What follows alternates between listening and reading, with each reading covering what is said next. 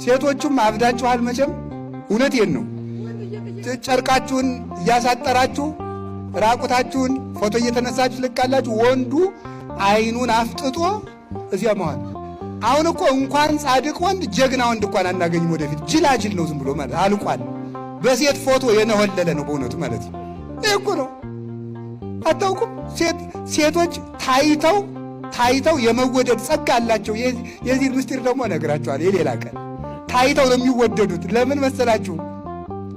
አዳም ሔዋንን ስለጠላት እንጨት አብልተሽ አጠፋሽ ስላለ እዚያ በኋላ ሴትናዋን ጠበኛው ነው ሊቀሩ ሆነ። እዚያ በኋላ እግዚአብሔር ለሴት ልጅ ምን አደረጋት? ታይታ እንድትወደድ አደረጋት።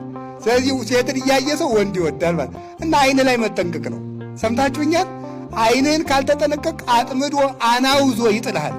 ታላቁ እስክንድር የሚባለው እስክንድር 127 አገሮችን ቀጥቅጦ የገዛው እስክንድር ለወታደሮች የሚመክራቸው ምክር ምን ነበር መስላችሁ?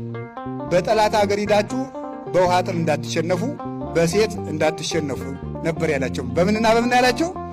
በውሃ ጥምና በሴት እንዳትሸነፉ፣ ካልሆነ ትሸነፋላችሁ ነበር የሚላቸው። እና ውሃ የፈለገ ቢጠማቸው አይጠጡም።